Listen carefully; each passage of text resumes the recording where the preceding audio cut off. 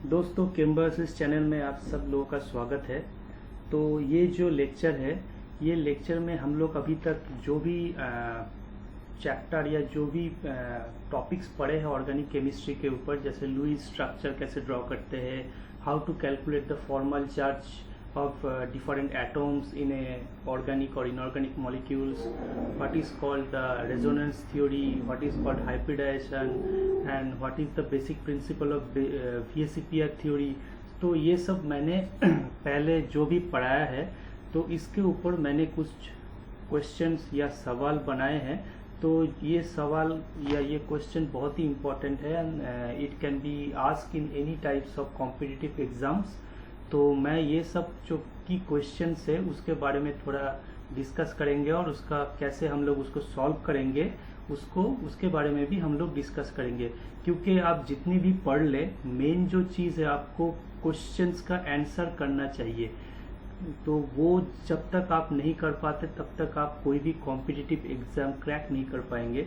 तो इसीलिए हम लोग मेरा most of the time focus ये होगा कि कैसे डिफरेंट टाइप ऑफ क्वेश्चंस जो है उसका आंसर आप लोग कर पाए।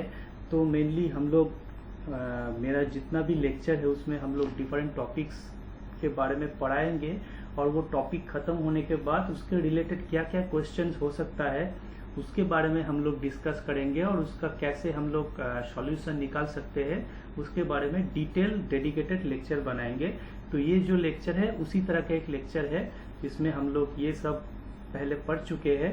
तो इसमें से क्या क्या क्वेश्चंस या क्या क्या सवाल डिफरेंट एग्जाम्स में आ सकते हैं और उसके आंसर्स कैसा होगा वो हम लोग डिस्कस करने वाले हैं। तो ये जो भी डिस्कशन है ये 2 पार्ट्स में डिवाइडेड है। तो आज हम लोग जो पहला पार्ट है उसके बारे में थोड़ा पढ़ेंगे। तो पहला जो सवाल है कि draw the Lewis structure of this compounds. तो पहला जो क्वेश्चन है दैट इज SOCl2। तो जो लुईस स्ट्रक्चर हम लोग जब ड्रॉ करते हैं तब आपको ये ध्यान रखना बहुत ही ज़रूरी है कि आप जो वैलेंस शेल इलेक्ट्रॉन से जो केमिकल बॉन्डिंग में पार्टिसिपेट करते हैं वो वैलेंस शेल इलेक्ट्रॉन को दिखाना बहुत ही ज़रूरी है लुईस स्ट्रक्चर में। तो पहले हम लोग SOCl2 को देखते हैं। तो SOCl2 का लुईस स्ट्रक्चर कुछ इस तरह का है।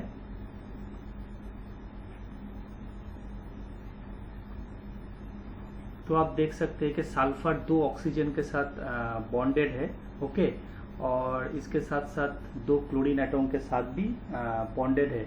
और एक इम्पॉर्टेंट क्राइटेरिया जो लुईस स्ट्रक्चर में है कि आपको ये इंश्योर करना पड़ेगा कि जो एटम है उसका ऑक्टेट फिल हो रहा है कि नहीं। तो आप देख रहे हैं कि ये जो ऑक्सीजन है उसमें जो 4 इलेक्ट्रॉन्स है दैट इज 2 इलेक्ट्रॉन सल्फर से आता है, 2 इलेक्ट्रॉन ऑक्सीजन से आता है और बाकी 4 लोन पेयर्स ऑफ इलेक्ट्रॉन रहता है। तो टोटल इसका ऑक्टेट फिलअप हो जाता है। उसी तरह क्लोरीन का टोटल 6 अनपेयर्ड इलेक्ट्रॉन रहता है सभी क्लोरीन के ऊपर। तो इस तरह से क्लोरीन का भी ऑक्टेट फिल हो जाता है। लेकिन सल्फर का अगर आप देखेंगे, जो सेंट्रल एटम सल्फर है उसका अगर आप देखेंगे मोर देन 8 इलेक्ट्रॉन से। ये एक तरह का एक एक्सेप्शन ऑफ ऑक्टेट रूल है। इस तरह का जो एलिमेंट है इसका 3D ऑर्बिटल में वो एक्सेस इलेक्ट्रॉन जगह कर ले सकता है। इसीलिए जो एक्सपेंशन ऑफ ऑक्टेट रूल इसके लिए वैलिड होता है। तो इसके लिए जनरली जो सल्फर एटम है उसका जो आउटर शेल या वैलेंस ऑर्बिटल है उसमें 8 इलेक्ट्रॉन से ज़्यादा इलेक्ट्रॉन रह सकता है। तो ये हो गया SOCl2 का इलेक्ट्रॉनिक स्ट्रक्चर। तो आप देख सकते हैं कि ये जो सल्फर है, आप सल्फर का टोटल 6 वैलेंस शेल इलेक्ट्रॉन होता है। तो 6 वैलेंस शेल इलेक्ट्रॉन के अंदर 2 इलेक्ट्रॉन ऑक्सीजन के साथ डबल बॉन्ड किया, एक इलेक्ट्रॉन क्लोरीन के साथ सिंगल बॉन्ड किया। तो 2 इलेक्ट्रॉन और सल्फर के पास एक्सेस है जो इलेक्ट्रॉन बॉन्डिंग में पार्टिसिपेट नहीं करता है। तो they remain as unpaired electrons. तो ये हो गया SOCl2 का लुईस स्ट्रक्चर। उसके बाद हम लोग देखेंगे कैसे POCl2-3 का लुईस स्ट्रक्चर है। तो सेम टाइप का ही होगा। अगर आप SOCl2 का सॉल्व कर पाएंगे तो POCl3 का भी सॉल्व कर पा सकते हैं। तो आप देख सकते हैं कि ये जो फॉस्फोरस है, एक फॉस्फोरस 3 ऑक्सीजन एटम के साथ बॉन्डेड है। तो ये जो ऑक्सीजन एटम है उसका आपको लोन पेयर ऑफ इलेक्ट्रॉन्स आपको दिखाना पड़ेगा। सिमिलरली क्लोरीन का भी आपको जो अनशेयर्ड इलेक्ट्रॉन जो है, जो बॉन्डिंग में नहीं पार्टिसिपेट करते हैं, उसको भी दिखाना बहुत ही ज़रूरी है। तो ये हो गया POCl3 का लुईस डॉट स्ट्रक्चर। उसके बाद आते हैं PCl5 फॉस्फोरस पेंटाक्लोराइड।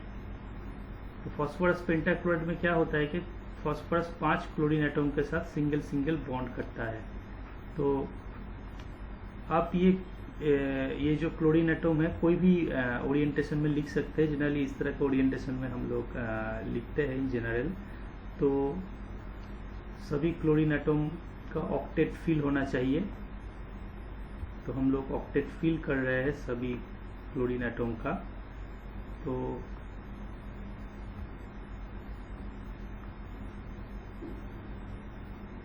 तो ये जो मैं डिस्कस कर रहा था कि आपको जो भी वैलेंस इलेक्ट्रॉन है वो ज़रूर दिखाना पड़ेगा जब आप लोग लुईस डॉट स्ट्रक्चर ड्रॉ करेंगे। तो फॉस्फोरस का जो वैलेंशियल इलेक्ट्रॉन है, that is number of valential electron is 5। तो आप देख सकते हैं कि टोटल 5 इलेक्ट्रॉन एक एक करके क्लोरीन के साथ सिग्मा बॉन्ड बनाने में यूज हो गया है।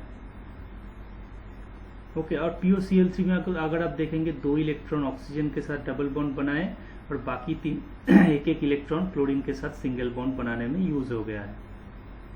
उसके बाद हम लोग आते हैं HNO3। तो और एक चीज़ जो लुईस डॉट स्ट्रक्चर ड्रॉ करने से पहले जानना बहुत ही ज़रूरी है कि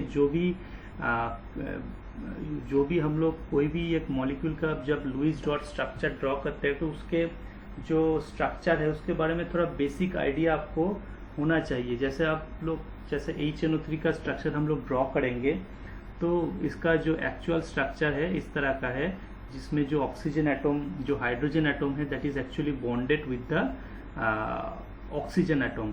सो दैट इंफॉर्मेशन आपको होना चाहिए कि ये हाइड्रोजन एटम ऑक्सीजन के साथ बॉन्डेड है। तो इसका एक्चुअल जो स्ट्रक्चर है वो इस तरह का है। तो आप देख सकते हैं कि ये जो HNO3 का जो स्ट्रक्चर है इस तरह का है। तो इसमें आप देख सकते हैं कि ये जो ऑक्सीजन एटम है इसमें इसका ऑक्टेट फिल अप हो रहा है, और ये जो ऑक्सीजन एटम है इसमें आप देख सकते हैं कि ये नेगेटिवली चार्ज्ड है, क्योंकि इसका अगर आप फॉर्मल चार्ज कैलकुलेट करेंगे तो इसका जो फॉर्मल चार्ज आएगा ये ऑक्सीजन का, दैट विल बी -1। सिमिलरली अगर आप ये नाइट्रोजन एटम का अगर फॉर्मल चार्ज कैलकुलेट करेंगे तो ये फॉर्मल चार्ज ये नाइट्रोजन एटम का आएगा +1। तो हम लोग फॉर्मल चार्ज कैसे कैलकुलेट करते हैं? फॉर्मल चार्ज कैलकुलेट करने का जो फॉर्मूला है दैट इज फॉर्मल चार्ज। अगर कोई भी एटम का आपको फॉर्मल चार्ज कैलकुलेट करने के लिए बोले तो पहले वो एटम का जो नंबर ऑफ वैलेंशियल इलेक्ट्रॉन आपको पता होना चाहिए। तो वो जैसे नाइट्रोजन एटम का नंबर ऑफ वैलेंशियल इलेक्ट्रॉन है 5, तो ये हम लोग 5 लिख दिए। अभी उसके बाद हम लोगों को देखना पड़ेगा वो नाइट्रोजन एटम का total number of bonding electrons कितना है। तो यहाँ पे हम लोग देख पा रहे हैं कि नाइट्रोजन एटम के लिए टोटल 1 2 3 4 5 6 7 8 टोटल 8 बॉन्डिंग इलेक्ट्रॉन्स है। तो वो बॉन्डिंग इलेक्ट्रॉन्स जितना होगा उसका हाफ इससे माइनस करना पड़ेगा। तो -12 × 8 minus the number of unpaired electrons. तो अगर आप ये स्ट्रक्चर देखेंगे तो इसमें कोई अनपेयर्ड इलेक्ट्रॉन नाइट्रोजन एटम में नहीं है, तो ये 0 हो जाएगा। तो the formal charge will be 5 - 4 that is equal to +1। तो इसीलिए नाइट्रोजन के ऊपर +1 फॉर्मल चार्ज होगा। सिमिलरली अगर आप ऑक्सीजन का कैलकुलेट करेंगे तो आप देखेंगे कि ऑक्सीजन का जो नंबर ऑफ वैलेंशियल इलेक्ट्रॉन है, वैलेंशियल मतलब जो आउटर सेल पे जो इलेक्ट्रॉन होता है, एक न्यूट्रल एटम का जो वैलेंशियल इलेक्ट्रॉन होता है, जैसे ऑक्सीजन का टोटल एटॉमिक नंबर है 8, तो इसका जो इलेक्ट्रॉनिक कॉन्फ़िगरेशन है 1s2 2s2 2p6। तो आप अगर आप सॉरी इसका 2p4 होगा। तो अगर आप देखेंगे तो इसका जो वैलेंस शेल है ये जो n=2 is the valence shell और outer shell for oxygen atom, और इसमें टोटल 6 इलेक्ट्रॉन्स है। तो the formal charge will be equal to 6 that is number of valence shell electron. और यहाँ पे अगर आप देखेंगे इसका जो नंबर ऑफ बॉन्डिंग इलेक्ट्रॉन्स है ये 2 है, तो हाफ × 2। और यहाँ पे अगर आप देखेंगे इसका number of unshared electrons is equal to 1 2 3 4 5 6 minus 6, तो it is equal to 6 minus 1 minus 6 that is equal to -1। तो इसीलिए जो ऑक्सीजन एटम का जो फॉर्मल चार्ज है दैट इज इक्वल टू -1। तो अभी हम लोग जो बोल रहे थे कि अगर आपको नाइट्रिक एसिड का लुईस डॉट स्ट्रक्चर ड्रॉ करना है तो आपको ये आइडिया ज़रूर होना चाहिए कि जो हाइड्रोजन एटम है ये ऑक्सीजन एटम के साथ लिंक्ड है। ये बेसिक आइडिया आपको होना चाहिए, नहीं तो आप गलत स्ट्रक्चर भी ड्रॉ कर सकते हैं। आप instead of putting hydrogen with oxygen आप ये भी लिख सकते हैं कि नाइट्रोजन के साथ ये हाइड्रोजन एटम बॉन्डेड है। तो इस तरह का अगर ड्रॉ कर देंगे तो वो गलत स्ट्रक्चर होगा, इसलिए आपको थोड़ा बेसिक नॉलेज होना चाहिए कि किस तरह का इसका कनेक्टिविटी है। तो ये एक बेसिक इम्पोर्टेंट पॉइंट था लुईस स्ट्रक्चर ड्रॉ करने का जो हमने आप लोगों को बताया। अभी नेक्स्ट क्वेश्चंस पे जाते हैं। तो अभी हम लोगों को कुछ कैलकुलेशन ऑफ फॉर्मल चार्ज से कुछ क्वेश्चन हम लोगों को करना है। तो कुछ हम लोग एलिमेंट कुछ कंपाउंड हम लोग यहाँ पे ड्रॉ करेंगे जिसका फॉर्मल चार्ज हम लोगों को कैलकुलेट करना पड़ेगा। तो पहला है this compound that is CH3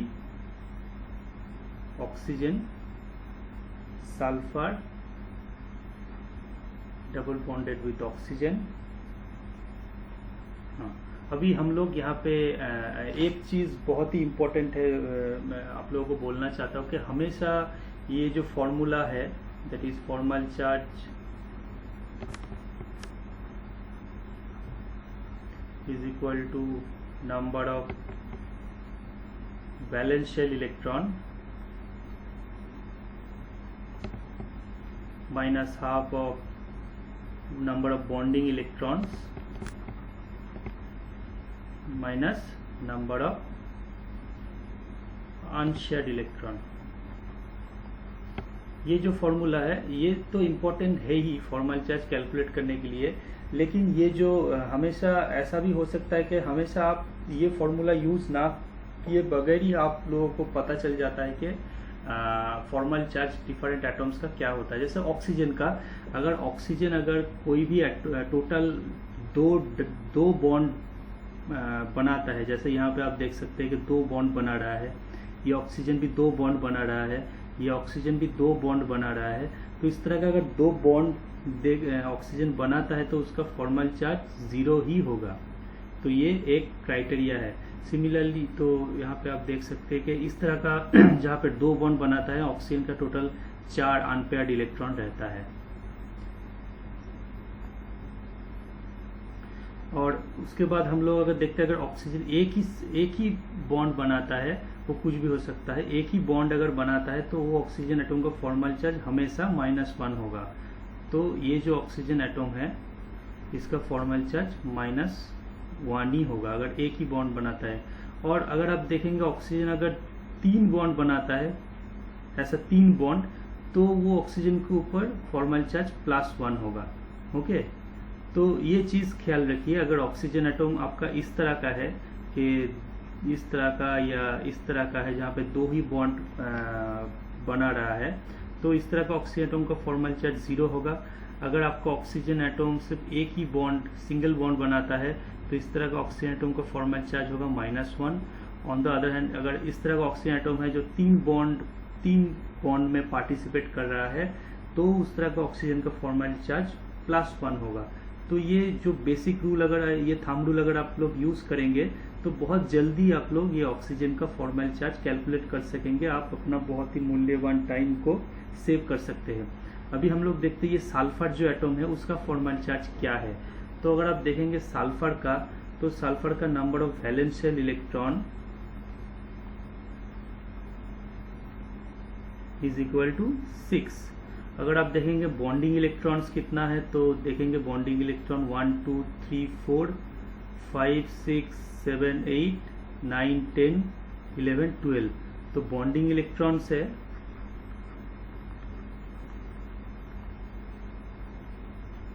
12। और अगर आप देखेंगे सल्फर का 6 इलेक्ट्रॉन जो भी 6 इलेक्ट्रॉन था वो बॉन्डिंग में पार्टिसिपेट कर चुका है।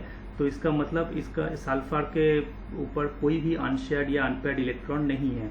तो ये फॉर्मूला में अगर आप लोग डाल देंगे तो फॉर्मल चार्ज सल्फर का आएगा 6, that is number of valence shell electron minus half into 12, so that is equal to 6 minus 6 is equal to 0। तो इससे पता चलता है कि सल्फर के ऊपर जो फॉर्मल चार्ज है that is equal to 0। Okay, तो इस तरह से आप लोग कोई भी कंपाउंड में जो भी एटम उसमें है उसका फॉर्मल चार्ज आप लोग बहुत ही आराम से या बहुत ही आसानी से आप लोग निकाल सकते हैं। और एक हम लोग एक सिंपल एग्जांपल देते हैं इस तरह का ही। तो और एक कंपाउंड जो है उसमें है CH3SO। CH3। तो यहाँ पे आप लोग पहली आई गेस कि आप लोगों को पहले ही पता चल गया कि यहाँ पे देखिए ये ऑक्सीजन एक ही बॉन्ड फॉर्म कर रहा है, तो ये ऑक्सीजन का फॉर्मल चार्ज होगा -1। अभी हम लोग आते हैं ये सल्फर के ऊपर। तो ये सल्फर के ऊपर अगर आप आएंगे तो देख सकते हैं कि सल्फर का टोटल एक नंबर ऑफ जो बॉन्डिंग इलेक्ट्रॉन्स कितना है वो पहले देखना पड़ेगा। तो नंबर ऑफ बॉन्डिंग इलेक्ट्रॉन्स है 1 2 3 4 5 6। तो number of bonding electrons for sulphur is equal to 6, वो आप देख सकते हैं। और यहाँ पे अगर आप देखेंगे कि सल्फर का total number of unpaired electron है, ये 2 अनपेयर्ड इलेक्ट्रॉन रहता है। तो इस तरह का जो 2 अनपेयर्ड इलेक्ट्रॉन है वो बेसिकली ये जो स्ट्रक्चर है ये इस तरह का होता है कि बेसिकली ये जो सल्फर है वो बेसिकली ऑक्सीजन के साथ एक सिंगल बॉन्ड बनाता है और एक कोऑर्डिनेट बॉन्ड बनाता है। तो 2 इलेक्ट्रॉन ऐसे डोनेट कर देता है ऑक्सीजन को। तो ये सल्फर के ऊपर टोटल 2 अनशेयर्ड इलेक्ट्रॉन रह गया। तो 6 that is number of valence shell electron, number of bonding electron and number of unpaired electron that is equal to 2। तो अगर हम लोग फॉर्मल चार्ज का फॉर्मूला में अगर हम लोग यूज करते हैं ये फॉर्मूला, तो जो फॉर्मल चार्ज आएगा that is equal to 6, that is the number of valence shell electron for in sulphur minus half into 6 minus 2, so that is equal to 6 minus 3 minus 2 that is equal to +1। तो ये जो sulphur है इसके ऊपर एक formal charge है +1। तो इस तरह से आप लोग बहुत ही सिंपल ये जो फॉर्मूला है उसको यूज करके आप लोग बहुत ही आसानी से फॉर्मल चार्ज कैलकुलेट कर सकते हैं। तो अभी हम लोग मैं और 2 एग्जाम्पल देता हूँ, लेकिन इसका मैं सॉल्यूशन नहीं निकालता हूँ, वो आप लोगों के ऊपर छोड़ता हूँ। तो 2 और आप लोगों को मॉलिक्यूल ड्रॉ करके देता हूँ जिसका फॉर्मल चार्ज आपको निकालना है। तो problem number C that is equal to this. तो ये बेसिकली सल्फेट आयन होता है SO4 2-। तो इसका फॉर्मल चार्ज आपको निकालना है, सभी ऑक्सीजन का और सल्फर एटम का भी फॉर्मल चार्ज निकालना है। और एक एग्जांपल आप लोगों को देते हैं जहाँ पे एक मिथाइल CH3 ग्रुप है, सल्फर, ऑक्सीजन, ऑक्सीजन, ऑक्सीजन। तो इसका फॉर्मल चार्ज सभी का जो ऑक्सीजन और सल्फर जितना भी है उसका फॉर्मल चार्ज आपको निकालना है। तो आप जब फॉर्मल चार्ज निकालेंगे ये भी इंश्योर कीजिए कि हर एक जो ऑक्सीजन या सल्फर एटम है उसमें जो वैलेंस इलेक्ट्रॉन्स है वो आप लोग प्रॉपरली दिखाए, नहीं तो वहाँ पे नंबर कट सकता है आप लोगों का। ठीक है, ओके। तो ये हो गया जो भी क्वेश्चन आंसर फॉर्मल चार्ज के ऊपर। अभी हम लोग नेक्स्ट क्वेश्चन पे आते हैं।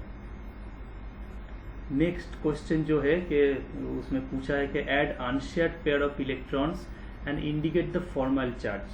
तो ये कुछ कंपाउंड्स हम लोगों को दे दिया है जिसमें हम लोगों को कुछ अगर अनशेयर्ड पेयर ऑफ इलेक्ट्रॉन अगर हो रहता है तो उसको हम लोगों को इंडिकेट करना पड़ेगा। उसके साथ साथ हम लोगों को फॉर्मल चार्ज भी कैलकुलेट करके देना पड़ेगा। तो पहले हम लोग इसमें आ जाते हैं, ये नाइट्रोजन एटम में आ जाते हैं। तो हम लोगों को पता है कि नाइट्रोजन एटम में टोटल अगर आप देखेंगे तो यहाँ पे 2 अनशेयर्ड इलेक्ट्रॉन रहेगा ये नाइट्रोजन एटम में। ओके, तो ये जो नाइट्रोजन एटम और बीच का जो नाइट्रोजन एटम है उसमें कोई भी अनशेयर्ड पेयर्ड इलेक्ट्रॉन नहीं रहेगा। और ये जो नाइट्रोजन एटम है इसमें टोटल 2 अनशेयर्ड पेयर्ड इलेक्ट्रॉन रहेगा। अभी ये जो नाइट्रोजन का कैसे हम लोग फॉर्मल चार्ज निकाले ये भी बहुत इंपॉर्टेंट है। उसके बाद ये नाइट्रोजन पे आ जाते हैं। ये नाइट्रोजन में भी अगर आप देखेंगे तो दो अनपेयर्ड इलेक्ट्रॉन रहेगा, और ये जो नाइट्रोजन एटम है इसमें कोई भी अनपेयर्ड इलेक्ट्रॉन नहीं रहेगा। तो ये जो नाइट्रोजन एटम है इसका भी फॉर्मल चार्ज और number of unshared electron calculate करने का एक बहुत ही आसान सा तरीका है। अगर मान लीजिए आपका जो भी नाइट्रोजन एटम है, मान लीजिए ये जो नाइट्रोजन एटम है, अगर ये nitrogen atom total 3 bond create करता है, ये इस तरह का भी हो सकता है, या फिर एक डबल बॉन्ड एक सिंगल बॉन्ड भी हो सकता है, या फिर ट्रिपल बॉन्ड भी हो सकता है। तो मान लीजिए ये टोटल तीन बॉन्ड फॉर्म कर रहा है, तो इस तरह का जो नाइट्रोजन एटम है इसका फॉर्मल चार्ज होगा 0। ये आप याद रखिए, ये कुछ थंब रूल है जो आपको बहुत ही जल्दी से कोई भी एटम का फॉर्मल चार्ज निकालने में सहायता करेगा। और इस तरह का जो नाइट्रोजन एटम है इसके ऊपर हमेशा 2 अनशेयर्ड पेयर ऑफ इलेक्ट्रॉन रहेगा। तो इस तरह का हम लोग एटम कैसा इस तरह का एटम है हम लोग थोड़ा ढूंढते हैं। तो अगर आप देखेंगे ये जो नाइट्रोजन एटम है ये 3 ऐसा बॉन्ड फॉर्म करता है, तो इसका फॉर्मल चार्ज हमेशा 0 होगा, और ये नाइट्रोजन को एटम के ऊपर हमेशा 2 इस तरह का अनपेयर्ड इलेक्ट्रॉन रहेगा। सिमिलरली उस कैटेगरी में ये नाइट्रोजन भी आता है जो 3 टोटल बॉन्ड फॉर्म कर रहा है, तो ये 2 नाइट्रोजन एटम उस कैटेगरी में आता है जिसका फॉर्मल चार्ज 0 है। उसके बाद हम लोग आते हैं दूसरे कैटेगरी में जिसमें नाइट्रोजन एटम सिर्फ 2 बॉन्ड फॉर्म करता है, तो ये इस तरह का भी हो सकता है या इस तरह का भी हो सकता है। तो इस तरह का जो नाइट्रोजन एटम है इसके ऊपर हमेशा टोटल 4 अनपेयर्ड इलेक्ट्रॉन्स रहेगा, 1 2 3 4, 1 2 3 4। और इस तरह का जो नाइट्रोजन एटम है उसके ऊपर जो फॉर्मल चार्ज रहे होगा दैट इज इक्वल टू -1। तो ये और एक रूल है। तो अगर आप देखेंगे कि ये क्राइटेरिया कौन कौन सेटिस्फाई कर रहा है, तो ये वाला जो नाइट्रोजन एटम है ये 2 ही बॉन्ड फॉर्म कर रहा है, तो हम लोग कह सकते हैं कि नाइट्रोजन के ऊपर टोटल 4 अनपेयर्ड इलेक्ट्रॉन है, और ये जो नाइट्रोजन एटम है उसका फॉर्मल चार्ज है +1। तो अभी आ जाता है तीसरे कैटेगरी ऑफ नाइट्रोजन के ऊपर। जो नाइट्रोजन में क्या होता है कि वो नाइट्रोजन टोटल 4 बॉन्ड फॉर्म करता है, तो 4 बॉन्ड इस तरह का भी हो सकता है, 4 ऐसे सिंगल बॉन्ड फॉर्म कर लिया, या फिर ये हुआ कि 3 ट्रिपल बॉन्ड फॉर्म किया, एक सिंगल बॉन्ड फॉर्म किया, या ये भी हो सकता है कि एक तरफ डबल बॉन्ड और एक तरफ डबल बॉन्ड, इस तरह का भी हो सकता है, या फिर एक तरफ डबल बॉन्ड और 2 सिंगल बॉन्ड। तो कैसे भी करके ये टोटल 4 बॉन्ड फॉर्म करेगा। तो इस तरह का जो नाइट्रोजन एटम होता है उसके ऊपर कोई भी अनपेयर्ड इलेक्ट्रॉन नहीं रहता है, और इस तरह का नाइट्रोजन एटम का फॉर्मल चार्ज होता है +1। तो ये 3 टाइप का नाइट्रोजन एटम आप लोगों को कोई भी ऑर्गेनिक या इनऑर्गेनिक मॉलिक्यूल्स में मिलेगा, तो इसमें ये 3 कैटेगरी में आप लोग डिवाइड कर सकते हैं। तो इस तरह का जो नाइट्रोजन एटम है आप देख सकते हैं, ये जो नाइट्रोजन एटम है टोटल 4 बॉन्ड फॉर्म कर रहा है, तो इसका फॉर्मल चार्ज +1 होगा, और इसमें कोई भी अनपेयर्ड इलेक्ट्रॉन नहीं रहेगा। ये नाइट्रोजन एटम भी सेम क्राइटेरिया फिलअप करता है, 4 बॉन्ड फॉर्म कर रहा है। तो ये हो गया नाइट्रोजन एटम का। अगर आप देखेंगे ऑक्सीजन एटम का, तो मैंने पहले ही बताया जो ऑक्सीजन एटम 2 बॉन्ड फॉर्म करता है उसका टोटल 4 अनशेयर्ड पेयर्ड इलेक्ट्रॉन रहता है, उसका फॉर्मल चार्ज 0 होता है। तो यहाँ पे आप देख सकते हैं अभी सेकंड जो कंपाउंड में आ गए, तो नाइट्रोजन एटम का अगर आप देखेंगे ये जो नाइट्रोजन एटम है टोटल 3 बॉन्ड फॉर्म कर रहा है, तो ये वाला कैटेगरी में फिट हो रहा है, तो इसके ऊपर 2 अनशेयर्ड इलेक्ट्रॉन पेयर है, और इसका जो फॉर्मल चार्ज है 0 है। अगर अभी हम लोग आ जाते हैं ये ऑक्सीजन एटम के ऊपर, तो हम लोगों ने लास्ट वाले में बताया था कि इस तरह का अगर आपको ऑक्सीजन एटम मिलता है जिसमें 3 बॉन्ड फॉर्म करता है, तो इसका number of unshared paired electron will be equal to 2, and the formal charge on these types of oxygen will be equal to +1। Okay, तो यहाँ पे देख सकते हैं कि ये ऑक्सीजन पर 3 ऐसा बॉन्ड फॉर्म कर रहा है, तो इसके ऊपर 2 ही अनपेयर्ड इलेक्ट्रॉन रहेगा, और इसका जो फॉर्मल चार्ज होगा दैट इज इक्वल टू +1। और ये जो ऑक्सीजन है इस तरह का ही है, इसके ऊपर formal charge total 4 unshared electron pair है, और इसका फॉर्मल चार्ज है 0। ओके, अभी हम लोग ये सल्फर एटम के ऊपर आ जाते हैं। तो ये जो सल्फर एटम है आप देख सकते हैं कि सल्फर का total number of valential electron 6 है, तो 6 में से 2 इस्तेमाल कर लिया बॉन्ड फॉर्म करने से, और फिर 4 इलेक्ट्रॉन रह जाएगा इसका एज एन अनपेयर्ड इलेक्ट्रॉन। तो ये सल्फर का फॉर्मल चार्ज कितना है, तो फॉर्मल चार्ज का फॉर्मूला क्या है, that is number of valential electron that is 6 minus half into कितना नंबर ऑफ बॉन्डिंग इलेक्ट्रॉन्स है, दैट इज 1 2 3 4, तो इंटू 4 और minus number of unshared electron that is equal to 4। तो क्या कितना हो गया, 6 minus 2 minus 4 that is equal to 0। तो ये सल्फर के ऊपर जो फॉर्मल चार्ज है दैट इज इक्वल टू 0। तो इस तरह से आप लोग ये जो कंपाउंड है इसका भी हम लोग सभी ऑक्सीजन एटम का फॉर्मल चार्ज निकाल सकते हैं। ये मैंने आपके लिए होमवर्क छोड़ दिया है, आप लोग ये एज ए होमवर्क कर सकते हैं। अभी हम लोग ये प्रॉब्लम में आ जाते हैं फ्लोरीन का। तो अगर फ्लोरीन में अगर आप फ्लोरीन ब्रोमीन क्लोरीन ये तीनों हैलोजेंस ये कार्बन एटम के साथ अटैच्ड है, तो इस तरह का जो एटम रहता है तो इसका फॉर्मल चार्ज हमेशा 0 होता है। ओके, और ये जो fluorine atom total 6 unshared electron pair रहेगा, सिमिलरली ब्रोमीन का भी 6 रहेगा और क्लोरीन का भी 6 रहेगा। लेकिन अगर क्लोरीन एटम इस या ब्रोमीन एटम अगर 2 बॉन्ड फॉर्म करता है, डबल बॉन्ड ऐसा या फिर ऐसा बॉन्ड फॉर्म करता है, तो हमेशा उसका फॉर्मल चार्ज +1 होगा। अगर एक सिंगल बॉन्ड ही फॉर्म कर रहा है तो उसका फॉर्मल चार्ज 0 होगा। ओके, अगर यहाँ पे देखेंगे ऑक्सीजन एक ही बॉन्ड फॉर्म कर रहा है तो इसका फॉर्मल चार्ज होगा -1 और टोटल 6 अनशेयर्ड पेयर्ड इलेक्ट्रॉन रहेगा। तो इसी तरह आप लोग ये प्रॉब्लम भी सॉल्व कर सकते हैं। ठीक है, तो इसमें हम लोग मैं जस्ट बोरोन के बारे में बता देता हूँ। बोरोन बेसिकली एक ग्रुप 3A एलिमेंट है, तो बोरोन के पास टोटल 3 वैलेंस इलेक्ट्रॉन है। तो ये 3 वैलेंस इलेक्ट्रॉन यूज्ड हो गया, तो अगर बोरोन 3 से ज़्यादा बॉन्ड बनाता है तो उसका जो नंबर ऑफ चार्ज होगा दैट इज इक्वल टू +1 जो फॉर्मल चार्ज होगा, क्योंकि 3 इलेक्ट्रॉन यूज हो गया और एक एडिशनल बॉन्ड बनाता है बोरॉन, तो उसका फॉर्मल चार्ज हमेशा +1 होगा। ओके, या तो आप लोग कैलकुलेट भी कर सकते हैं, अगर हम लोग फॉर्मूला में डाल देंगे बोरॉन का number of valence electron is equal to 3, okay, -12 into 8 क्या है, number of bonding electrons. Total 4 bond है तो 8 बॉन्डिंग इलेक्ट्रॉन्स हो गया, तो 3 - 4 that is equal to -1। Sorry, ये -1 होगा, ये मैं थोड़ा मिस्टेक कर दिया। तो ये जो बोरोन का जो फॉर्मल चार्ज है दैट इज इक्वल टू -1। तो ये जो फॉर्मूला से हम लोगों को जो फॉर्मल चार्ज का जो फॉर्मूला है इससे हम लोगों को पता चल गया। तो इस तरह से क्लोरीन एटम का यहाँ पे फॉर्मल चार्ज 0 होगा। नाइट्रोजन एटम आप देख रहे हैं 3 बॉन्ड फॉर्म कर रहा है तो इसका फॉर्मल चार्ज 0 है। ब्रोमीन भी एक ही बॉन्ड फॉर्म कर रहा है तो इसका फॉर्मल चार्ज 0 है। ये ऑक्सीजन एटम भी 2 बॉन्ड फॉर्म कर रहा है तो इसका भी फॉर्मल चार्ज 0 है। तो इसके साथ साथ ज़रूर आप इसके अनपेयर्ड जो इलेक्ट्रॉन है वो भी ड्रॉ कीजिए। तो ये 2 आप लोगों को एज ए होमवर्क मैं दे रहा हूँ। चलिए नेक्स्ट क्वेश्चन पे बढ़ते हैं।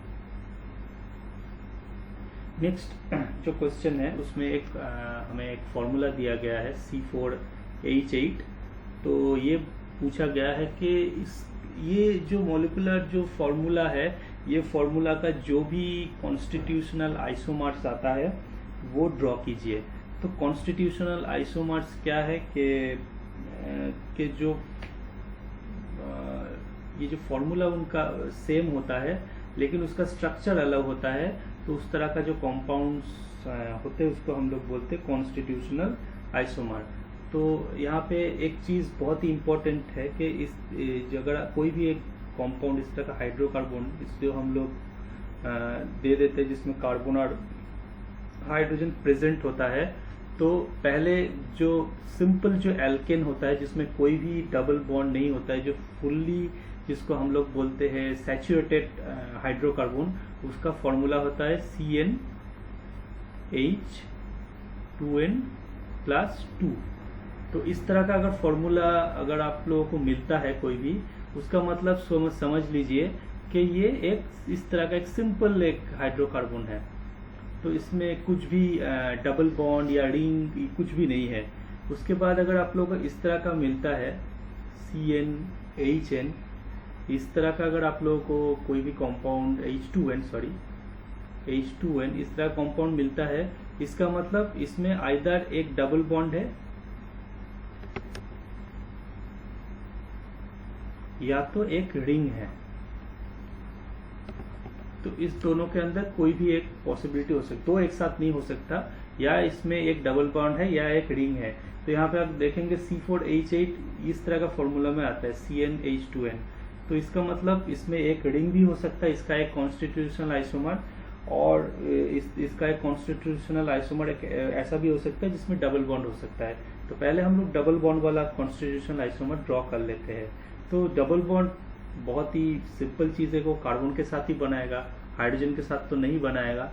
तो पहले हम लोग ऐसे ही कार्बन कार्बन डबल बॉन्ड बना लिए। अभी हम लोग थोड़ा परम्यूटेशन एंड कॉम्बिनेशन खेलेंगे। तो यहाँ पे पहले हम लोग CH3 ऐसा ड्रॉ कर दिया, यहाँ पे एक CH3 ड्रॉ कर दिया, यहाँ पे हाइड्रोजन ड्रॉ कर दिया, यहाँ पे हाइड्रोजन ड्रॉ कर दिया। तो ये कॉन्स्टिट्यूशनल आइसोमर हो गया, जिसमें देखिए C4H8 इसका फॉर्मूला है। अभी आप देखेंगे कि ये जो दो मिथाइल ग्रुप है ये एक दूसरे के ऑपोजिट में है, जिसको हम लोग बोलते हैं ट्रांसपोजिशन। तो ये एक कॉन्स्टिट्यूशनल आइसोमर हो गया। अगर हम लोग ये मिथाइल को इस तरह का पोजीशन में रखते हैं, ये कार्बन के सेम पोजीशन में, तो इसको हम लोग बोलते हैं सीस पोजीशन। तो ये और एक कॉन्स्टिट्यूशनल आइसोमर हो गया।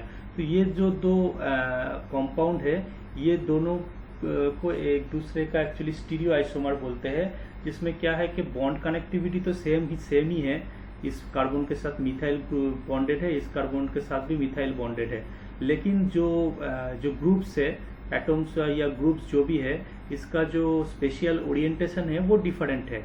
तो आप लोग देख सकते हैं ये दो मिथाइल ग्रुप एक दूसरे के साथ जो ओरिएंटेशन है, यहाँ पे एंटी टाइप का ओरिएंटेशन है, और ये कंपाउंड में ये जो दो मिथाइल ग्रुप का ओरिएंटेशन है वो एक ही तरफ है, इसलिए इसको बोलते हैं ट्रांस और इसको बोलते हैं सिस। और ये जो दो कंपाउंड है, दोनों के अंदर जो रिलेशनशिप है, इसको बोलते हैं स्टीरियो आइसोमर। ये भी एक तरह का एक कॉन्स्टिट्यूशनल आइसोमर ही है।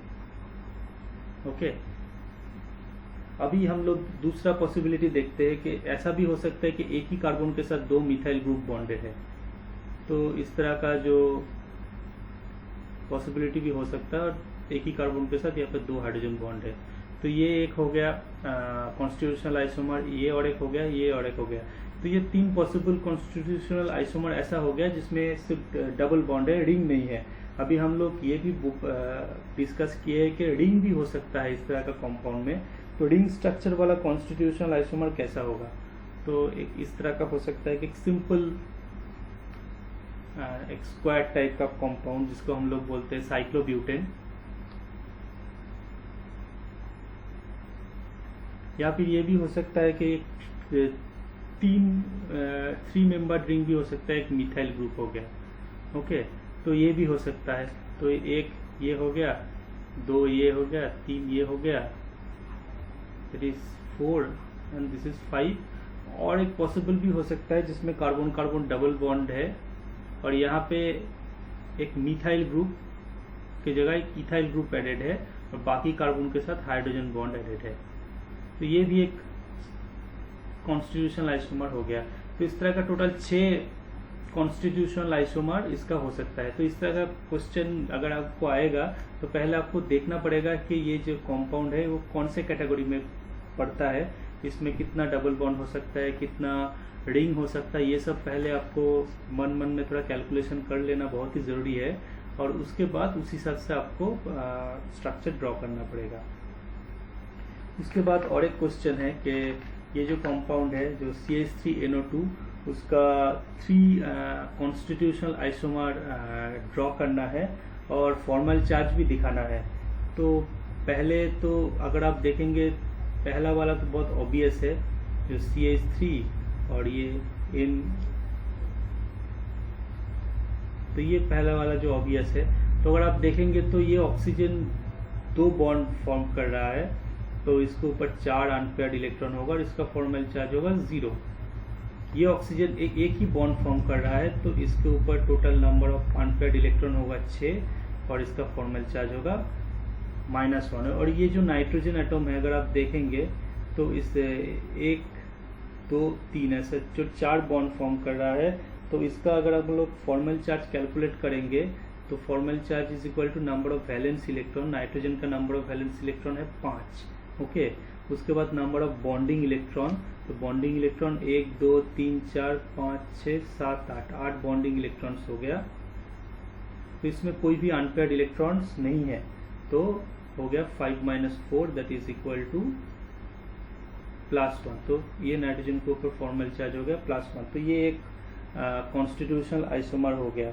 दूसरा भी हो सकता है कि CH3 ये के साथ ये ऑक्सीजन कनेक्ट हो सकता है, तो ये और एक पॉसिबिलिटी है, ओके। और एक लोन पेयर नाइट्रोजन का इस तरह का, ओके। तो ये ऑक्सीजन का फॉर्मल चार्ज 0 होगा, 2 बॉन्ड है, ये भी इसका भी फॉर्मल चार्ज 0 है।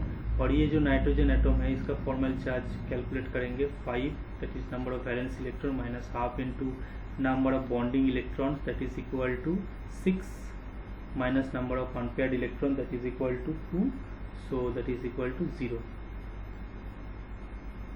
तो ये एक हो गया, 1 2, अभी 3 नंबर 3 पे आते हैं। नंबर 3 वाला ये भी हो सकता है पॉसिबिलिटी,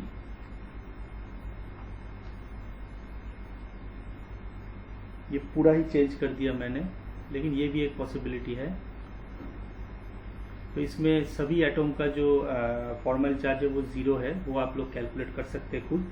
तो टोटल ऐसा 3 कॉन्स्टिट्यूशनल आइसोमर हो सकता है जो मैंने ड्रॉ किया। तो इस तरह का क्वेश्चंस डिफरेंट कॉम्पिटिटिव एग्जाम में आ सकता है कि आप लोग ड्रॉ कीजिए क्या क्या कॉन्स्टिट्यूशनल आइसोमर है और उसका फॉर्मल चार्ज, इसीलिए मैंने ये डिस्कस करना इम्पोर्टेंट समझा।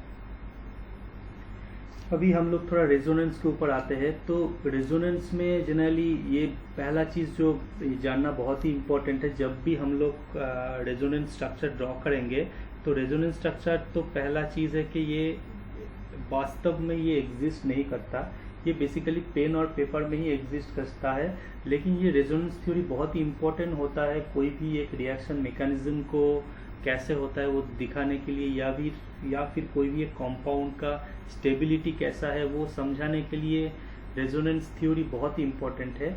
और रेजोनेंस थ्योरी में जो भी रेजोनेंस स्ट्रक्चर क्रिएट होता है वो सिर्फ इलेक्ट्रॉन का ही उसमें मोशन होता है, बाकी उसका एटम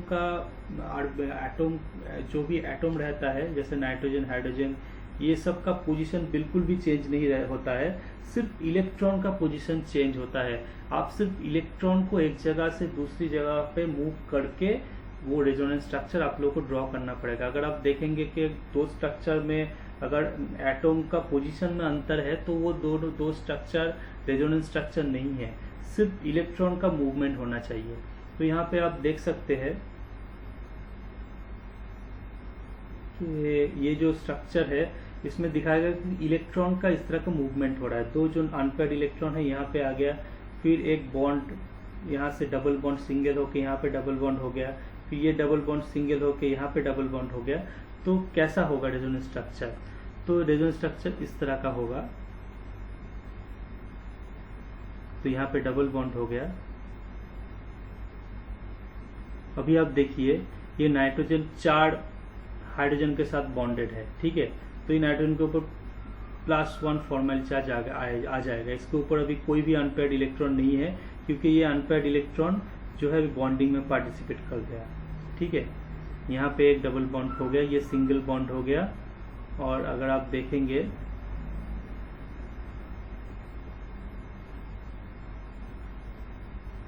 ये डबल बॉन्ड हो गया और ये जो इलेक्ट्रॉन है ये ऑक्सीजन के ऊपर आ गया। तो ऑक्सीजन के ऊपर अभी 6 अनपेयर्ड इलेक्ट्रॉन हो गया क्योंकि ये बॉन्ड ब्रेक हो गया। ये बॉन्ड ब्रेक होके जो भी 2 इलेक्ट्रॉन तो बॉन्डिंग इलेक्ट्रॉन था ये ऑक्सीजन पे आ गया। तो अभी ऑक्सीजन का फॉर्मल चार्ज हो गया -1। तो आपको उसके साथ साथ फॉर्मल चार्ज भी दिखाना पड़ता है। तो ये दोनों जो स्ट्रक्चर है तो एक दूसरे का रेजोनेंस स्ट्रक्चर है। अभी दूसरा जो क्वेश्चन है कि ये दो ए और बी ये दो रेजोनेंस स्ट्रक्चर है, तो हम लोगों को इलेक्ट्रॉन का जो मूवमेंट कैसा रहेगा कि इस तरह का ये रेजोनेंस स्ट्रक्चर फॉर्म होगा। तो यहाँ पे आप देख सकते हैं ये जो 2 अनपेयर्ड इलेक्ट्रॉन है ये बॉन्डिंग में पार्टिसिपेट करेगा, ये ऐसे मूव करेगा। तो ये जो एक डबल बॉन्ड है वो सिंगल बॉन्ड हो जाएगा और यहाँ पे डबल बॉन्ड फॉर्म करेगा और ये जो डबल बॉन्ड है फिर से यहाँ पे आ जाएगा, और ये जो इलेक्ट्रॉन है जो डबल बॉन्ड में पार्टिसिपेट करता था ये बॉन्ड ब्रेक होके यहाँ पे आ जाएगा। तो आप देख सकते हैं कि ये जो दो लोन पेयर है ये बॉन्डिंग में पार्टिसिपेट कर रहा है, और नाइट्रोजन टोटल 4 बॉन्ड फॉर्म कर रहा है, इसलिए इसका अभी फॉर्मल चार्ज हो गया +1। अभी यहाँ पे जो ऑक्सीजन एटम है वो सिर्फ सिंगल बॉन्ड फॉर्म कर रहा है, 6 इलेक्ट्रॉन इसके ऊपर है, इसलिए इसका फॉर्मल चार्ज हो गया -1। तो इस तरह से हम लोग देख सकते हैं कि दोनों ही केस में सिर्फ हम लोगों ने इलेक्ट्रॉन को ही मूव किया, हम लोग कोई भी एटम का पोजीशन नहीं चेंज किए। तो इसीलिए हम लोग कह सकते हैं कि ये दोनों रेजोनेंस स्ट्रक्चर है। अभी कुछ क्वेश्चंस है कि आप लोगों को दिखाना पड़ेगा provide all the possible resonance structure. तो किस तरह का रेजोनेंस स्ट्रक्चर पॉसिबल है ये प्रोवाइड करना पड़ेगा। तो इसमें क्या हो सकता है कि ये जो है इसमें ये लोन पेयर इधर आ गया तो इसका एक ही रेजोनेंस स्ट्रक्चर होगा। अभी ऑक्सीजन के ऊपर एक तो अनपेयर्ड इलेक्ट्रॉन रहेगा और एक पॉजिटिव चार्ज आ जाएगा, और ये इलेक्ट्रॉन यहाँ पे आ गया तो यहाँ पे एक नेगेटिव चार्ज आ जाएगा। ठीक है,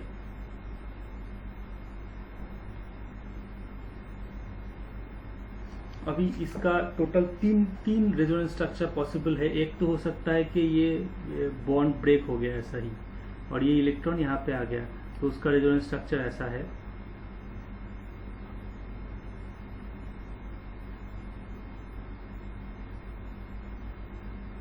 और इसमें एक पॉजिटिव चार्ज आएगा। या फिर ऐसा भी हो सकता है कि ये बॉन्ड यहाँ पे आ गया और ऐसा हो गया तो इसका रेजोनेंस स्ट्रक्चर ऐसा है।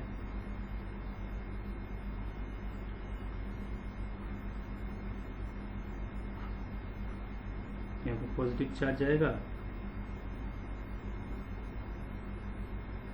यहाँ पे ऑक्सीजन के ऊपर नेगेटिव चार्ज आ जाएगा। ठीक है, तो उसी तरह से ये कंपाउंड का अगर आप देखेंगे तो इसका एक रेजोनेंस स्ट्रक्चर ये हो सकता है कि ये बॉन्ड ऐसा यहाँ पे आ गया तो ये रेजोनेंस स्ट्रक्चर ऐसा हो गया।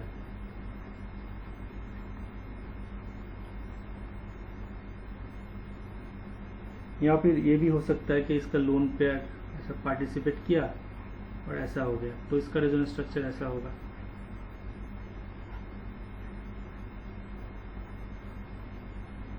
इसके ऊपर एक फॉर्मल चार्ज पॉजिटिव आ जाएगा। ठीक है, अभी जो इसका क्या क्या पॉसिबल रेजोनेंस स्ट्रक्चर है तो इसका भी मैं ड्रॉ करता हूं।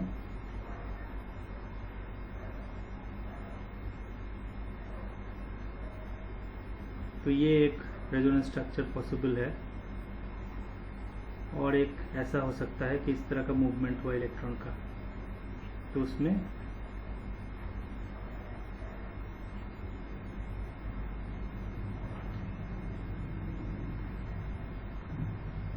उसके बाद ये जो कंपाउंड का क्या क्या रेजोनेंस स्ट्रक्चर है तो एक ऐसा हो सकता है कि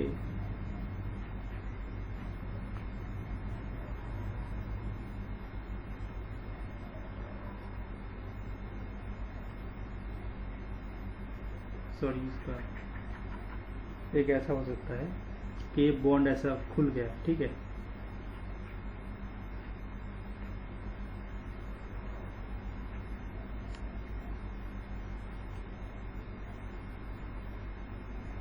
तो एक रेजोनेंस स्ट्रक्चर हो गया और एक रेजोनेंस स्ट्रक्चर इस तरह का होगा इसमें ये इधर आ गया। ठीक है, और ये सेम जगह पे है तो ये एक रेजोनेंस स्ट्रक्चर हो गया। उसी तरह आप लोग इसका भी रेजोनेंस स्ट्रक्चर ड्रॉ कर सकते हैं। क्या क्या पॉसिबल रेजोनेंस स्ट्रक्चर है वो मैं आप लोगों के लिए छोड़ रहा हूँ। ये आप लोग ध्यान रखिए कि जो भी रेजोनेंस स्ट्रक्चर ड्रॉ करेंगे वो ऐसे ड्रॉ करना है कि वो एक तो उसको प्रॉपर लुईस स्ट्रक्चर होना चाहिए कि ऐसा नहीं हो गया कि ऑक्सीजन के पास 10 इलेक्ट्रॉन हो गया या 6 इलेक्ट्रॉन हो गया, ऐसा नहीं होना चाहिए। वो प्रॉपर लुईस स्ट्रक्चर होना चाहिए। और दूसरा चीज़ है कि जो भी आप लोग रेजोनेंस स्ट्रक्चर ड्रॉ कर रहे हैं उसमें वो ड्रॉ सिर्फ इलेक्ट्रॉन के मूवमेंट के जरिए से ड्रॉ करना चाहिए। ठीक है, ये 2 क्राइटेरिया याद रखिए। ये भी आप लोगों की होमवर्क है तो ये आप घर पे प्रैक्टिस कीजिए। आपको कुछ परेशानी या दिक्कत होगा तो आप कमेंट सेक्शन में मुझे बताइए, मैं ज़रूर उसका सॉल्यूशन दूंगा आप लोगों को, ठीक है। और एक क्वेश्चन है जहाँ पे बताया गया कि साइनिक एसिड जिसका फॉर्मूला ये है और ये आइसोसाइनिक एसिड है। अभी ये देख के बताइए कि ये दोनों क्या रेजोनेंस स्ट्रक्चर है या नहीं। तो मैं जो चीज़ डिस्कस कर रहा था कि रेजोनेंस स्ट्रक्चर तब हम लोग नहीं कहेंगे जब एटम का पोजीशन अदला बदली हो जाए। तो यहाँ पे आप देखेंगे कि एटम का पोजीशन यहाँ पे अदला बदली हो गया है। यहाँ पे देखिए ये हाइड्रोजन एटम अभी पहले ऑक्सीजन के साथ बॉन्डेड था, अभी हाइड्रोजन एटम नाइट्रोजन के साथ बॉन्ड हो गया। तो अब देख रहे हैं कि ये दो जो स्ट्रक्चर है इसमें position of the nuclei change हो रहा है। तो इसीलिए हम लोग इस दोनों को कभी भी ये नहीं कह सकते कि ये दोनों रेजोनेंस स्ट्रक्चर है। लेकिन मान लीजिए ये हाइड्रोजन एटम निकल गया तो जो एनायन क्रिएट हो गया, ये जो एनायन है ये एक एनायन है, ओके। ये ऑक्सीजन के ऊपर नेगेटिव चार्ज है। तो ये जो एनायन है उसका एक रेजोनेंस स्ट्रक्चर कैसा होगा, ये इलेक्ट्रॉन यहाँ पे आ गया, ये इलेक्ट्रॉन यहाँ पे आ गया, तो ऐसा होगा।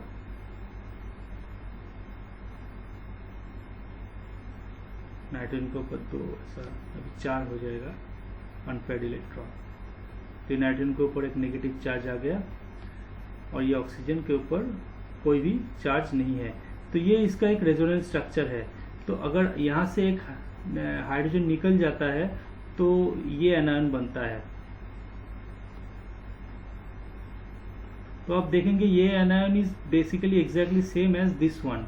तो बेसिकली हम लोग कह सकते हैं कि ये दोनों, ये जो एसिड है साइनिक एसिड और आइसोसाइनिक एसिड, ये दोनों तो रेजोनेंस स्ट्रक्चर नहीं है, लेकिन इसका जो एनायन है वो दो एनायन के एनायन बेसिकली एक दूसरे का रेजोनेंस स्ट्रक्चर ही है। तो ये वो जस्ट इलेक्ट्रॉन के मूवमेंट से ही हम लोग एक दूसरे में इसको इसमें कन्वर्ट कर सकते हैं। तो जो एनायन है उसके अंदर रेजोनेंस रिलेशनशिप है, लेकिन जो मेन जो कंपाउंड है उसके अंदर रेजोनेंस रिलेशनशिप नहीं है, वो दो अलग कंपाउंड है, ठीक है। तो अभी कुछ क्वेश्चन है। तो पहला एक क्वेश्चन जो पूछ सकता है कि कंसीडर ए केमिकल स्पीसीज। तो एक केमिकल स्पीसीज कंसीडर कीजिए जो मॉलिक्यूल भी हो सकता है या आयन भी हो सकता है, जिसमें carbon atom forms 3 single bonds to 3 hydrogen atom.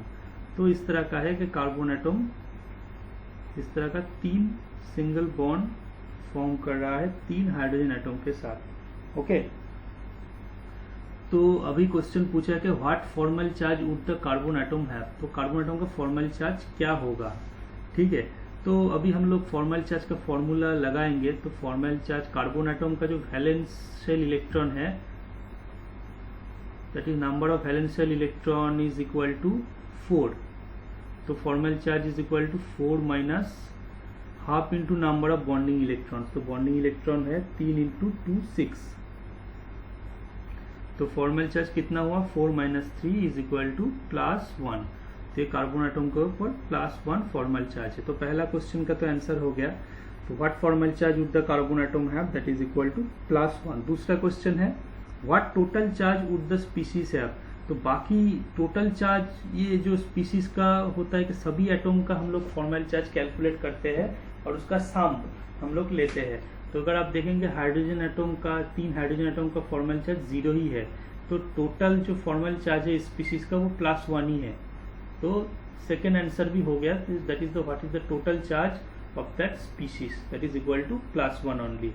उसके बाद क्वेश्चन है कि what shape would you expect this species to have. तो इसका क्या शेप फॉर्म होगा। तो अगर आप लोग यहाँ पे देखेंगे इस तरह का कार्बन एटम का जो बेसिकली स्ट्रक्चर होता है वो इस तरह का रहता है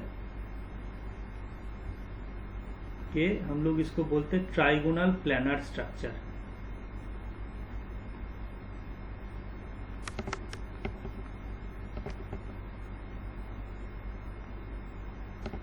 तो ये क्या होता है कि ये कार्बन एटम का एक p ऑर्बिटल है जो जिसमें जो एम्प्टी रहता है। तो इस तरह का जो स्ट्रक्चर रहता है कार्बन एटम में, तो ये जो कार्बन एटम होता है बेसिकली वो sp2 हाइब्रिडाइज्ड होता है। ये जो कार्बन एटम है ये sp2 हाइब्रिडाइज्ड होता है। तो इसका एक अनहाइब्रिडाइज्ड p ऑर्बिटल रहता है जो कि एम्प्टी रहता है, और बाकी जो 3 sp2 हाइब्रिडाइज्ड ऑर्बिटल है वो ओवरलैप करता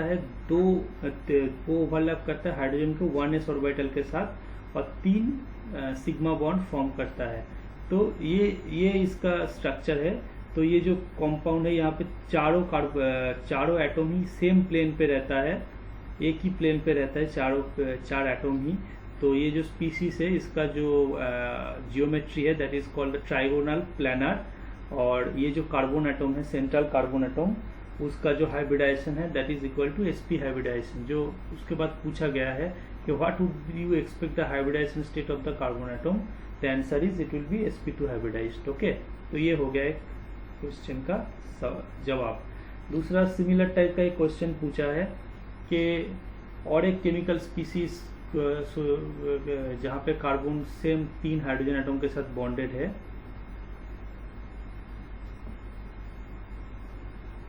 तो यहाँ पे बोला है कि इसके साथ कार्बन के साथ एक 2 अनशेयर्ड पेयर्ड इलेक्ट्रॉन भी है। पहले क्या था कि कार्बन ऐसा 3 हाइड्रोजन के साथ बॉन्डेड था और यहाँ पे कोई अनशेयर्ड पेयर्ड इलेक्ट्रॉन नहीं था, तो इसमें कार्बन का चार्ज +1 था, फॉर्मल चार्ज। तो अभी जो सिचुएशन है इसमें 2 अनशेयर्ड इलेक्ट्रॉन भी है, तो अभी ये फॉर्मल चार्ज कितना होगा। तो फिर से फॉर्मूला लगाते हैं, that is formal charge is equal to number of valential electron 4 minus half into number of bonding electrons that is equal to 6 minus number of unshared electron. So 4 minus 3 minus 2 that is equal to -1। तो अभी ये carbon का formal charge हो गया -1, जहाँ पे 2 unshared paired electron है। ठीक है। दूसरा क्वेश्चन सेम है कि what is the total charge of that species. तो बाकी एटम का जो फॉर्मल चार्ज है वो 0 है, तो टोटल चार्ज -1 ही होगा।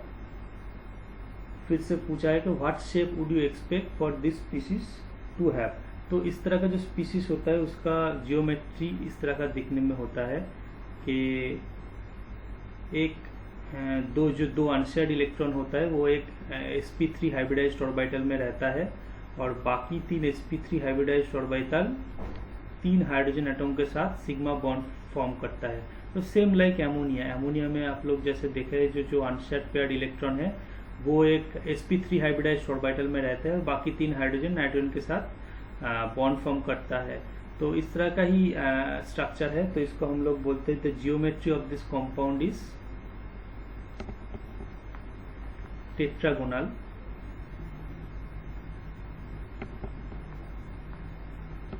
और इसका जो शेप है इसको हम लोग बोलते हैं कि ट्राइगोनल पिरामिडल।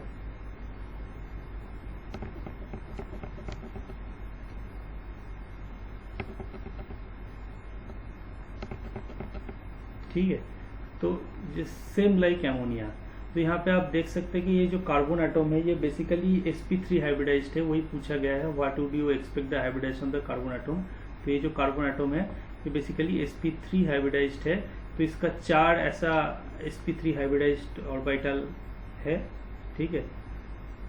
तो 4 में से 3 सिग्मा बॉन्ड फॉर्म कर रहा है हाइड्रोजन के 1s ऑर्बिटल के साथ ओवरलैप करने से, और एक में कोई बॉन्डिंग में पार्टिसिपेट नहीं कर रहा है, उसमें वो जो अनशेयर्ड पेयर्ड इलेक्ट्रॉन था, 2 जो अनशेयर्ड पेयर्ड इलेक्ट्रॉन वो रहता है।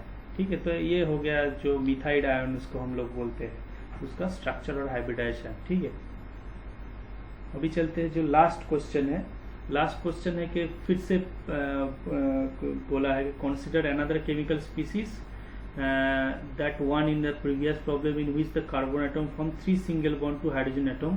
तो यहाँ पे भी सेम है, 3 हाइड्रोजन एटम के साथ सिंगल बॉन्ड ये भी फॉर्म करता है, यहाँ पे भी फॉर्म करता है। यहाँ पे बोला गया है कि यहाँ पे ना तो पॉजिटिव चार्ज है ना तो 2 अनशेयर्ड इलेक्ट्रॉन है, इसके जगह पे एक सिंगल इलेक्ट्रॉन है।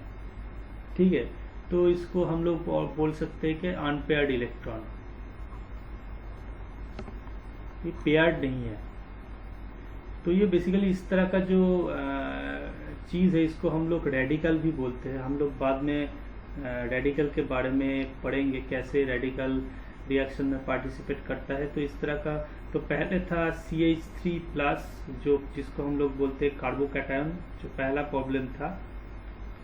दूसरा प्रॉब्लम हम लोग देखे इस तरह का CH3- जिसको हम लोग बोलते हैं कार्बोएनायन। और तीसरा है जो रेडिकल, जो हम लोग देख रहे हैं कि एक अनपेयर्ड इलेक्ट्रॉन है, तो इसको हम लोग बोलते हैं रेडिकल। तो यहाँ पे पूछा गया कि what is the formal charge of that carbon atom. तो फॉर्मल चार्ज अगर आप कैलकुलेट करेंगे so that is equal to 4, that is number of valential electron of carbon minus half into 6, that is number of bonding electrons minus that unpaired electron. तो ये हो गया 4 minus 3 minus 1 is equal to 0। तो ये carbon atom का जो formal charge है that is equal to 0, जो हम लोग यहाँ से कैलकुलेट कर सकते हैं। दूसरा क्वेश्चन है what total charge would the species है। टोटल चार्ज भी 0 ही होगा, ठीक है। तो अभी सी प्रॉब्लम में आ जाता है, given that the shape of this species is trigonal planner.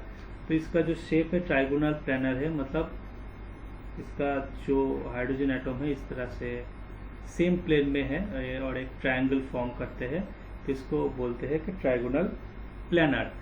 तो अभी क्वेश्चन क्या है कि what would you expect the hybridisation state of the carbon atom. ये कार्बन एटम का हाइब्रिडाइजेशन क्या होगा। बेसिकली हम लोग देखेंगे कि ये कार्बन एटम के जो एम्प्टी एक पी ऑर्बिटल है, ये एम्प्टी पी ऑर्बिटल में ये अनपेयर्ड इलेक्ट्रॉन जनरली रहता है। तो इसका मतलब क्या है कि कार्बन एटम का जो 3 पी ऑर्बिटल है उसके अंदर 2 हाइब्रिडाइजेशन में पार्टिसिपेट कर रहा है, एक हाइब्रिडाइजेशन में नहीं पार्टिसिपेट कर रहा है। तो ये 2 पी ऑर्बिटल और एक एस ऑर्बिटल हाइब्रिडाइजेशन में पार्टिसिपेट करता है, तो इसीलिए ये कार्बन का जो हाइब्रिडाइजेशन है वो sp2 होगा। ये बहुत ही इस तरह से हम लोग हाइब्रिडाइजेशन निकाल सकते हैं। तो ये जो कार्बन एटम है ये basically sp2 hybridised carbon atom है और इसका जो शेप है दैट इज ट्राइगोनल प्लानर।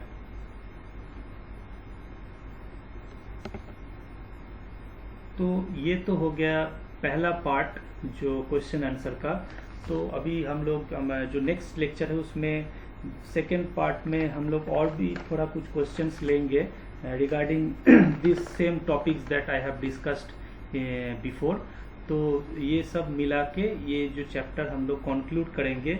अगर आपको ये क्वेश्चन आंसर वाला पोर्शन आप लोगों को पसंद आया होगा तो प्लीज़ लाइक कीजिए मेरे ये वीडियो को और सब्सक्राइब कीजिए मेरे चैनल केम्बासिस को। तो मिलते हैं नेक्स्ट लेक्चर में जिसमें हम लोग और भी कुछ इंटरेस्टिंग प्रॉब्लम्स के बारे में डिस्कस करने वाले हैं। तब तक के लिए आप लोग अपना बहुत ध्यान रखिए। Thank you, bye.